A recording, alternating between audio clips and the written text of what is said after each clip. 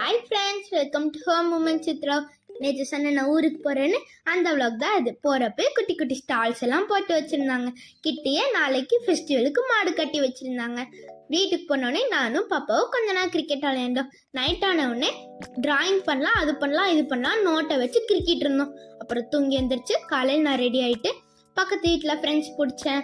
நாங்கள்லாம் கிரிக்கெட் விளையாண்டோம், பால் விளையாண்டோம். என் ஃப்ரெண்டு கேட்ச் பண்ணிட்டாலும் விளையாண்டுட்டு இருந்தா. அப்புறம் நாங்கள் பாப்பாவுக்கு பூ பொங்கல் வச்சுட்டு பக்கத்துலேயே இருக்க விநாயகர் கோயிலுக்கு போய் சாமி கும்பிட்டோம். அங்கே சாமி கும்பிட்டுட்டு வர வழியிலேயே மாடெல்லாம் கட்டி வச்சுருந்தாங்க. அதெல்லாம் பார்க்கும். ஃபர்ஸ்ட் இருந்த மாடு தான் எங்கள் மாமாவோட மாடு. ஒரு மாடும் பார்க்க அவ்வளோ பெருசா பயமா இருந்துச்சு ஃப்ரெண்ட்ஸ்.